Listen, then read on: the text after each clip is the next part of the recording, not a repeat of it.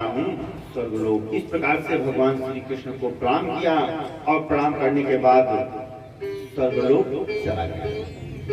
भगवान श्री कृष्ण ने कहा, अपने बच्चों को बुलाया, कहा कि देखो ब्राह्मण से कभी विरोध मत करना। देखिए केवल निष्कर्ष नहीं दे पाए, इसके कारण इतना दानी होने के बाद भी इनको इस योनि में जाना पड़ा, तो आप कभी विरोध मत करना। कहा बच्चों को खूब समझाया। कथाएं अनंत हैं।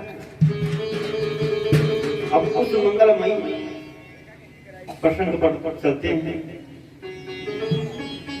कि धर्मराज युधिष्ठिर ने राजसूय यज्ञ किया।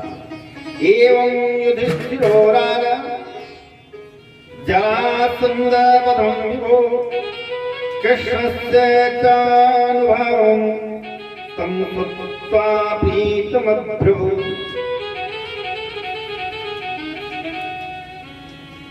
राजसूय यज्ञ किया। राजसूय यज्ञ में यह हुआ कि ऐसा है कि कौन यज्ञ को कराएगा। जब ये निश्चित हो गया तो यह होगा कि अग्र पूजा किसकी हो। तो अग्र पूजा में यह निश्चित हुआ कि अग्र पूजा जो है द्वारिकाधीश प्रभु की होगी, श्री कृष्ण भगवान की अग्र पूजा होगी। इतने पर वहीं पर शिशुपाल बैठा। अब शिशुपाल ने कहा, ये गंवार वाले अहीर, इसकी अग्र पूजा होगी। अरे द्वैपायन, भरद्वाज, सुमंत, अदिति, गौतम आदि बड़े बड़े संत हैं, इस गंवार वाले की पूजा होगी, लगे गाली देने। प्रभु ने कहा कि ऐसा है, शिशुपाल तुम गाली मत दो, पहले मेरी बात सुनो।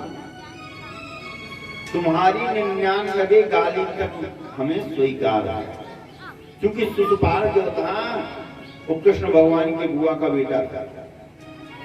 शिशुपाल का जब जन्म हुआ तो उसकी 3 आंखें थी और 4 भुजाएं थी,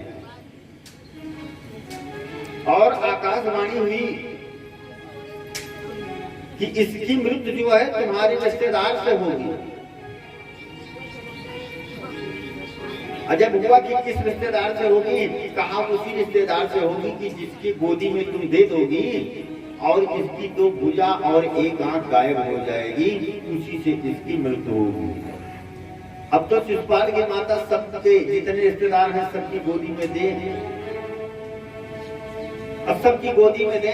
अचानक द्वारिकाधीश प्रभु भगवान श्री कृष्ण आ गए, उनकी गोदी में जैसे दिया 2 भुजा 1 आंख गायब हो गई। जैसे 2 भुजा और 1 आंख गायब हुई, द्वारिकाधीश प्रभु की बुआ जी रोने लगी। कहा भैया कृष्ण, कहा क्या? कहा एक निवेदन है। कहा क्या? कहा इसकी मृत्यु तुमसे होगी, आकाशवाणी ने कहा। तुम वचन दो कि ऐसा है कि मैं इनको नहीं मारूंगा। प्रभु हमारे द्वारिकाधीश भगवान श्री कृष्णचंद्र ने कहा, ये वचन मैं नहीं दे सकता। अरे जब ये हमारे ऊपर अत्याचार करेंगे तो क्या हम इनकी पूजा करेंगे? या हमको मारेंगे तो मैं नहीं मारूंगा। बुआ ने कहा कि ऐसा है, तुम्हारा भाई है, मत मारो। कहा नहीं, इनकी मैं 99 गलती जो है क्षमा कर दूंगा, लेकिन जैसे 100 गलती होगी वैसे फिर मार दूंगा। कहा हाँ ये बात तो है, ठीक है, ये आपसे कोई गलती नहीं करेंगे। और वही शिशुपाल आज गाली देने लगा तो भगवान श्री कृष्ण द्वारिकाधीश ने कहा, ऐ शिशुपाल रुक जाओ, 99 गलती माफ है तुम्हारी, लेकिन शिशुपाल कहाँ मानेगा जब मृत्यु आ गई है? खोपड़ी जब सनक गई है। आजकल लोग कहते हैं कि टेंशन हो गया। टेंशन इंग्लिश तो ज्यादा नहीं जानते हैं, लेकिन टेंशन का अर्थ क्या होता है इसको जानते हैं। एक सूर्य की जब गर्मी होती है तो लगता है कि भाई बहुत गर्मी हो गई है। 10 मीन्स 10, असन माने सूर्य। जब 10 सूर्य की गर्मी हो गई है सर में, तो कहाँ बर्दाश्त होगी, उसी को कहते हैं टेंशन। जब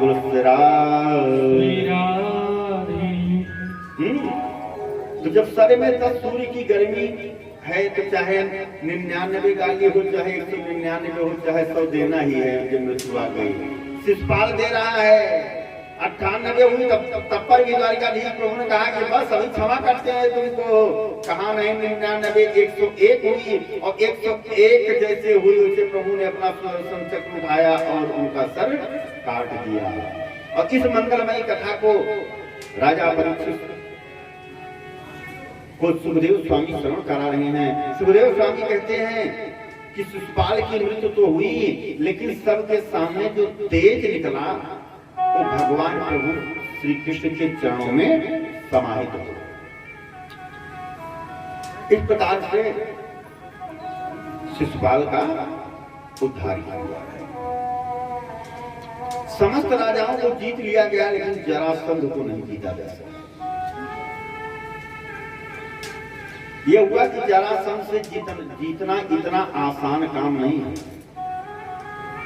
क्योंकि वो किसी अस्त्र शस्त्र से नहीं मर सकता है। वो मल्ल युद्ध से ही उसकी पराजय हो सकती है, और जब वो मल्ल युद्ध स्वीकार कर ले, तभी जो है काम होगा, तभी विजय प्राप्त होगी, तभी यज्ञ हो पाएगी। भगवान श्री कृष्ण एवं अर्जुन एवं भीम तीनों लोग ब्राह्मण का रूप धारण करके पहुंच गए जरासंध के पास। और जैसे वहां पहुंचे, तत्काल कहा भिक्षाम दे। कल के ही प्रसंग में बताया था कि जरासंध ब्राह्मणों का परम भक्त हो गया था। कहा हाँ ठीक है, जो कुछ भी मांगोगे मैं दूंगा। कहा दोगे? कहा हाँ। कहा मैं आपसे मल्ल युद्ध चाहता हूं। जरासंध ने कहा कि ब्राह्मण शरीर युद्ध से भागता है, वो किसी को मारता है तो अपने विवेक से मारता है, युद्ध नहीं करता है। लेकिन तुम ब्राह्मण के वेश में आए हो, मैं ब्राह्मणों का सम्मान करता हूं, जो कुछ मांग रहे हो सो दूंगा, लेकिन हो कौन? तब श्री कृष्ण भगवान ने बताया कि सबसे प्रसिद्ध संसार के धनुधारी हैं अर्जुन। कहा ठीक। कहा ये है भीम, और मैं तुम्हारा दुश्मन वही श्री कृष्ण हूं। जरासंध ने कहा कि अभी तुम जीवित हो, हमने तो पर्वत पर आग लगा दिया था, हम समझे कि जल गए। कहा नहीं है भाई, मल्ल युद्ध करेंगे। कहा ठीक है, आए हो सबसे पहले ब्राह्मण बन करके, तो पहले ब्राह्मणोचित सेवा का अवसर दीजिए। अब जो युद्ध होगा धर्म युद्ध होगा, दिन भर युद्ध होगा और रात्रि में विश्राम होगा। अब सब लोग साथ में भोजन प्रसादी होगी। द्वारिकाधीश में प्रभु ने कहा हाँ ये बात तो ठीक है, ये बात ठीक नहीं, सर्वोत्तम है। कहा ठीक है। अब क्या था? ब्राह्मणोचित सम्मान हुआ। अगले दिन से युद्ध प्रारंभ हुआ। 27 दिन तक युद्ध चला। दिन भर युद्ध हो और शाम को एक साथ भोजन प्रसादी हो, आतिथ्य सत्कार हो। जरासंध कहता था कि तुम ब्राह्मण हो, ब्राह्मण का रूप बना करके आए हो, इसलिए मैं सम्मान कर रहा हूं। 27वें दिन जो है, भीम ने कहा भाई तुम श्री कृष्ण भगवान से, तुम तो यहाँ काजू बादाम के हलवा खा रहे हो, तुम और अर्जुन, हड्डी हमारी टूटती है। शाम को जो खाने को मिलता है तो दर्द होता रहता है, क्या करें, दिन भर युद्ध करते हैं। कहा क्या बताएं, जब तुम युद्ध करते हो तब हमारी तरफ नहीं देखते, कल युद्ध करना तो तुम हमारी तरफ देखना। कहा ठीक है। 28 दिन के युद्ध होने लगा तो भीम जो है आज बड़े वेग से युद्ध कर रहे हैं। जरासंध को ऐसे पकड़ते हैं, बीच से फाड़ करके फेंक देते हैं। अब कुछ देर के बाद वो पुनः जुड़ जाता है। क्यों कि जरा नाम की राक्षसी ने इसका लालन पालन किया था और कहा था कि ऐसा है जब समकक्ष अवस्था में तुम्हारे अंग रहेंगे युद्ध में, तब तुम कितना भी कोई मार देगा लेकिन तुम्हारे अंग जुड़ जाएंगे और पहले से ज्यादा ताकत आ जाएगी और युद्ध करना।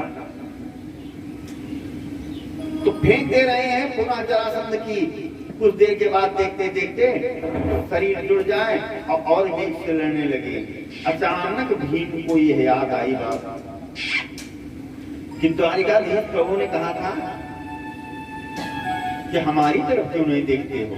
तत्काल उनकी तरफ देखा तो एक तिनका उठाया द्वारिकाधीश प्रभु ने। अब तिनका को बीच से फाड़ करके विपरीत दिशा में फेंक दिया। सब समझ गए।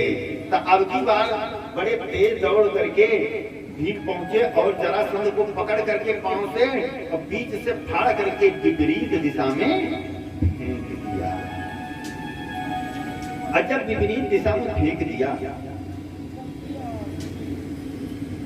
जैसे विपरीत दिशा में फेंका वैसे उनके प्राण पखेरु उड़ गए।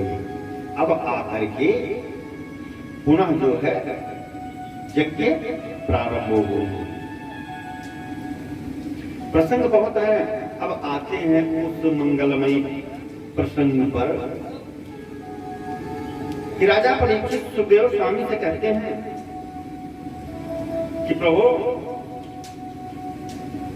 आप यह बताइए वो मंगलमय चरित्र सुनाइए कि क्या प्रभु कहते हैं प्रभु को दीन बंधु,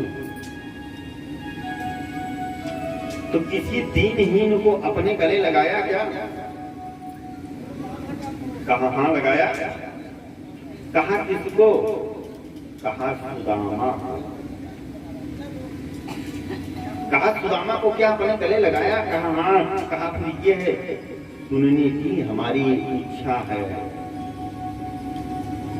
कि किस दीनहीन को प्रभु ने अपने गले लगाया। तब सुदामा की मंगलमयी कथा को श्रवण करा रहे हैं प्रभु। कहते हैं कि भगवान श्री कृष्ण के कृष्णस्यापि सखा कश्चित् ब्राह्मणो ब्रह्मवेत्तमः विरक्त इंद्रिय शांतात्मा जितेंद्रियः।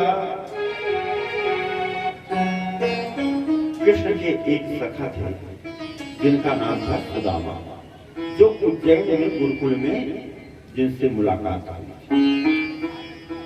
परम मित्र और इतना गरीब थे सुदामा कि दिन भर भिक्षा मांगते थे। दिन में जाते थे, एक ही घर में वो भिक्षा मांगते थे और एक घर में जो कुछ मिल जाए उसी से अपने परिवार का भरण पोषण करते थे।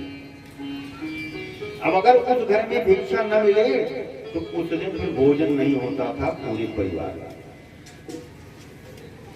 और उनकी पत्नी को कह रहे हैं, सुखदेव स्वामी राजा परीक्षित को बता रहे हैं, पतिव्रता पतिव्राह म्लायता पदनेन च दरिद्रासीदमाना सा दीपमानाभिगम्य च। सुदामा जी भिक्षा करते थे लेकिन उनको गरीब नहीं कहा। गरीब को किसको कहा? उनकी पत्नी सुशीला, उनको दरिद्रा कहा, क्योंकि वास्तव दरिद्र वही है जिसकी इच्छाएं जो है कभी पूर्ण नहीं होती, वही दरिद्र। लेकिन सुदामा जी जो है बड़े स्वाभिमानी ब्राह्मण थे। सुदामा जी का यह स्वभाव था कि अगर भिक्षा एक दिन एक घर में नहीं पाए दूसरे घर में नहीं जाएंगे। और इतनी गरीबी झेल रहे हैं, इतनी गरीबी झेल रहे हैं। अचानक कृष्ण भगवान सोच रहे हैं देख करके, क्योंकि परमात्मा तो कहते हैं कि परमात्मा के लिए अगर एक कदम हम चलते हैं तो परमात्मा जो है 60 कदम चलता है। भगवान श्री कृष्ण के परम भक्त थे। सुदामा भगवान श्री कृष्ण के परम भक्त थे। श्री कृष्ण भगवान ने सोचा कि क्या बताएं, अभी जो है ये हमारा जो सखा है ये हर जगह मांगने के लिए जाता है, लेकिन हमारे पास कभी नहीं आया मांगने के लिए। अगर ये हमारे पास मांगने के लिए चला आता तो मैं इसको सब कुछ दे देता। नहीं आएगा ये सुदामा। एक दिन श्री कृष्ण भगवान ने स्वयं भिखारी का रूप धारण किया और भिखारी का रूप धारण करके सुदामा की कुटिया पर आ गए भिक्षा मांगने के लिए। कहा भिक्षाम दे। सुदामा की धर्म पत्नी निकली, देख रही है कि ब्राह्मण कोई भिक्षा मांगने के लिए आया है। सुदामा की पत्नी जो है कहा कि महाराज मैं भिक्षा नहीं दे सकती। कहा क्यों? कहा सूतक है हमारे में। भगवान श्री कृष्ण द्वारिकाधीश जो आज भिखारी रूप में है, कहा सूतक है? कहा हाँ। कहा बिटिया का जन्म हुआ है कि पुत्र का जन्म हुआ है कि जन्ना शौच है कि मरना शौच है? कहा ऐसा है बिटिया हुई है। कहा बिटिया हुई है? कहा हाँ। कहा कि कब हुई? कहा कि जब से मैं आई तभी से हुई।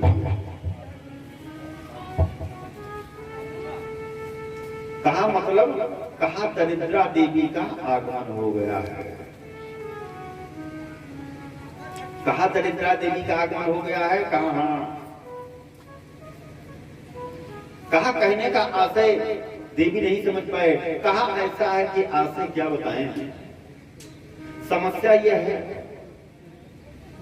कि जब से मैं यहाँ आई हमारे पति देव भिक्षाटन करते हैं, केवल एक ही घर में भिक्षा मांगते हैं और एक घर में जब भिक्षा मांगते हैं नहीं मिलता है तो दूसरी जगह नहीं जाते हैं। और आप आए हैं ब्राह्मण देव, मैं आपसे सत्य कह रही हूँ कि भिक्षा के नाम पर हमारे घर में एक दाना भी नहीं है कि मैं आपको क्या दूं। कृष्ण भगवान ने कहा कि अरे वो सुदामा की कुटिया है ना? कहा हाँ। कहा इनके मित्र तो द्वारिकाधीश हैं, उनके पास अगर चले जाएं तो सब कुछ मिल जाएगा। सुशीला ने कहा द्वारिकाधीश उनके मित्र हैं? कहा हाँ। कहा उन्हीं के पास भेजो। भगवान आज भक्त के पास स्वयं भिखारी बन करके आ रहे हैं कि नहीं जा रहा है, उसके बाद बुला रहे हैं। कहा कि ठीक है। इस प्रकार से कृष्ण भगवान जो है भिखारी के रूप में आए थे, सुशीला को उपदेश दे करके चले गए। अब सुदामा जो है आ गया। और जैसे सुदामा आए आज कुछ भिक्षा नहीं मिली। सुदामा की पत्नी सुशीला ने कहा कुछ ले आए हैं, चल करके कुछ बनाए हैं। कहा क्या बताएं? आज कुछ लेकर के नहीं आए, भिक्षा नहीं मिली। सुशीला ने कहा 3 दिवस तो हो गया, भोजन पाया नहीं, आज 4था दिवस। प्रभु कैसे दिन ये व्यतीत होगा? कुछ उपचार करके रो करके विफल होकर के कहते हैं सुशीला कि कैसे कटे हैं दिनवारा, कैसे कटे हैं दिनवारा, जुरे नाही कौ दिन भोजना,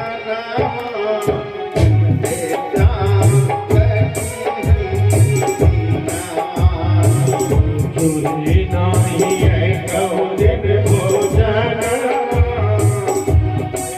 शाम बैठी है दिनवा, कैसे कटे है दिनवा शाम, कैसे कटे है दिनवा शाम, कैसे कटे है दिनवा, तुझे नाही कौ दिन भोजनवा, कैसे श्याम कटे है दिनवा, तुझे नाही कौ दिन भोजनवा, कैसे श्याम कटे है दिनवा।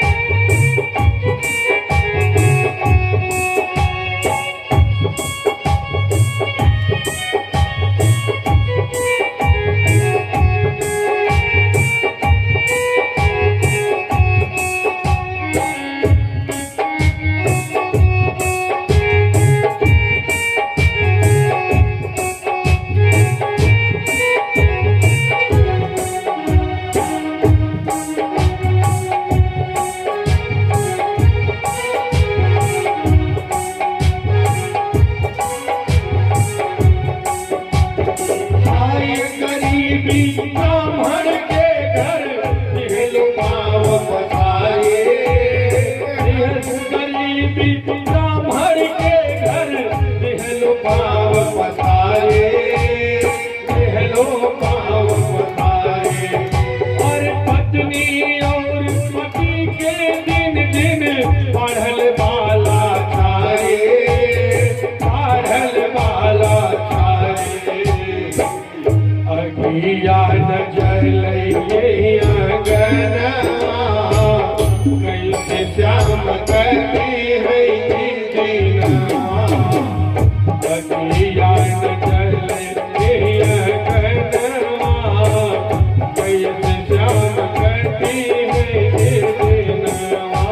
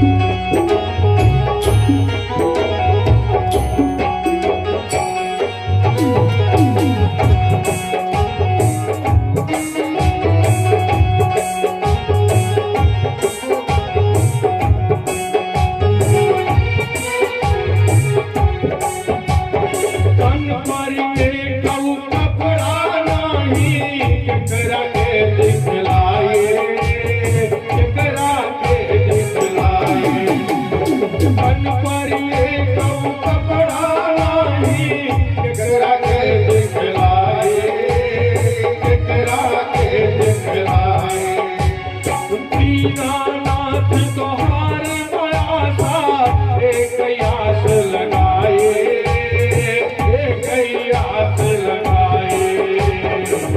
दिन रात करबई बस भजनवा, कैसे श्याम करती है दीनवा।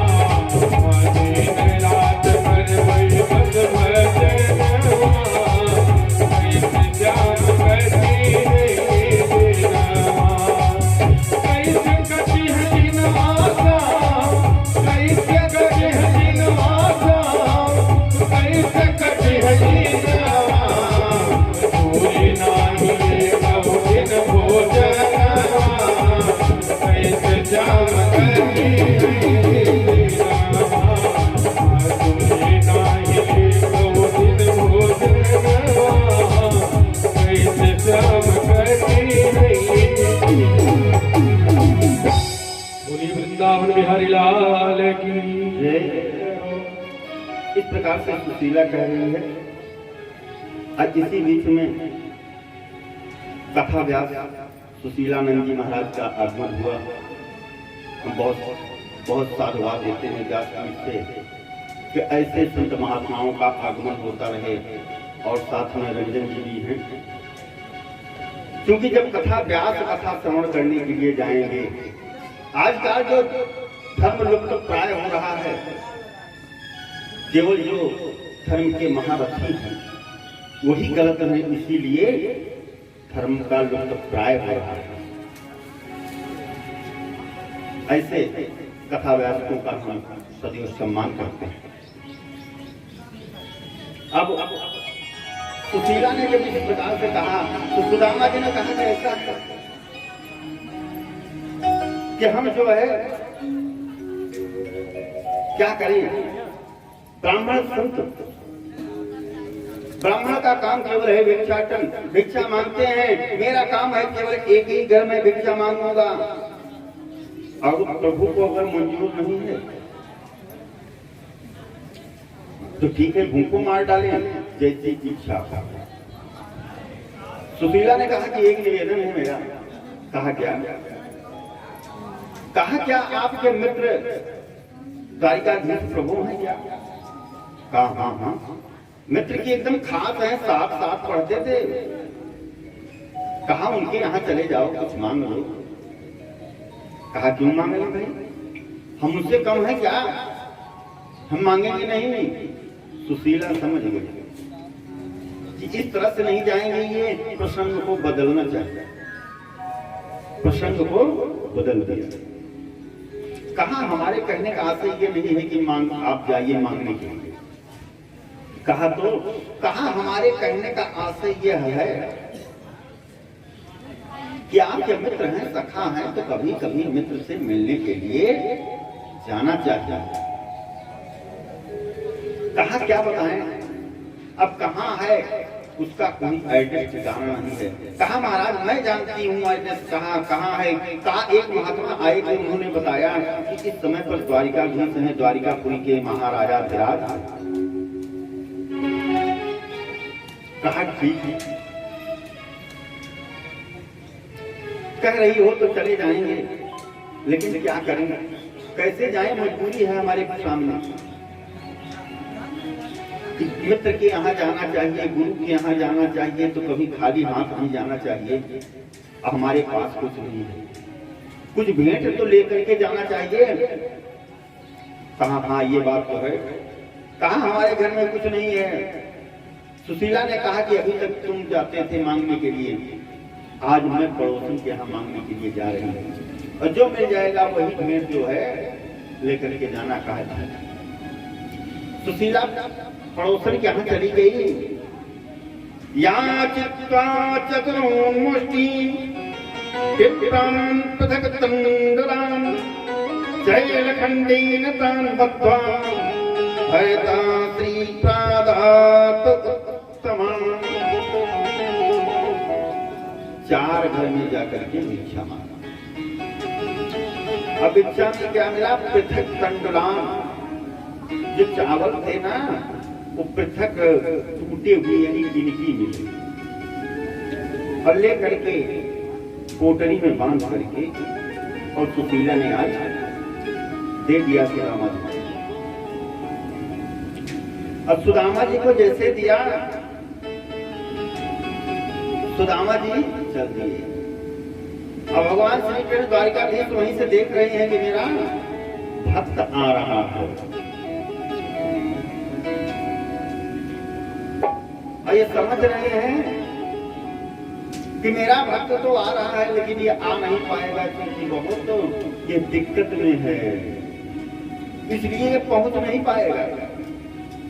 योग माया को बुलाया, योग माया को कहा कि ऐसा करो ना कि सबसे पहले सुदामा जी को सुला दो। चलते चलते अचानक सुदामा जी को थकावट सी महसूस हुई और एक वृक्ष की जड़ पर बैठ गए और सो गए। और जैसे सोए, सोने के बाद जो है, जैसे सोए, सोने के बाद योग माया आ गई, और योग माया जो है, योग माया पहुंची है और सुदामा जी को सोते हुए सुदामा जी को लेकर के आकर के